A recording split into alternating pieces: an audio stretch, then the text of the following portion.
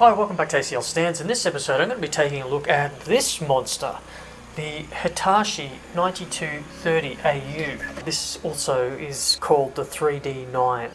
Really nice red and black colour scheme.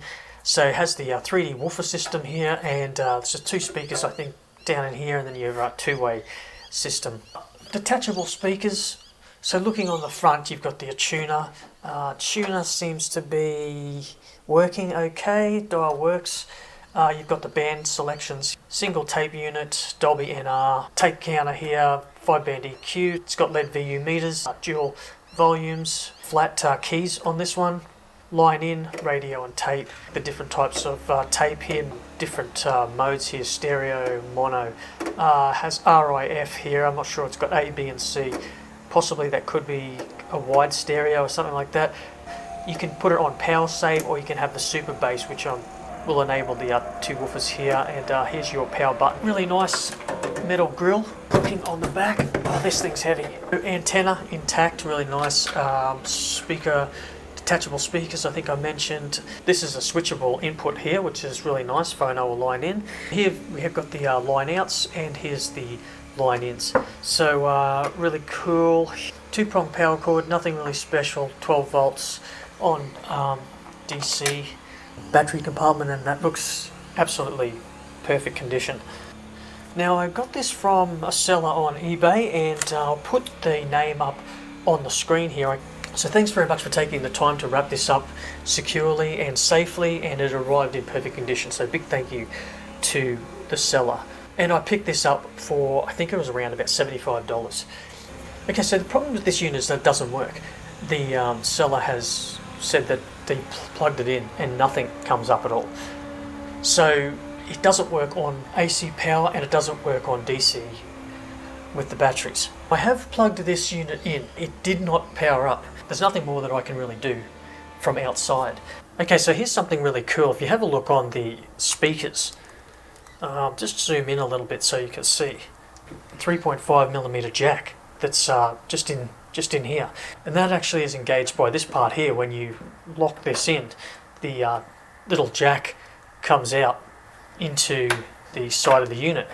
So to remove this front cover, what you need to do is remove the two volume sliders and also the caps there on the graphic equalizer. The rest of the stuff looks to be okay.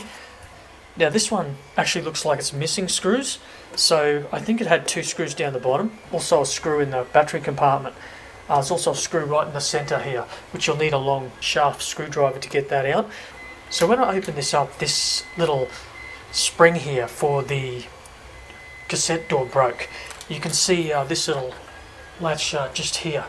This broke, so I'm just going to use a little bit of Loctite 401 glue that on, and then I'm going to use the glue gun, and that should be fine, and then I can fit this back in. So there's a look at the tape door repaired. So let's dig a little deeper.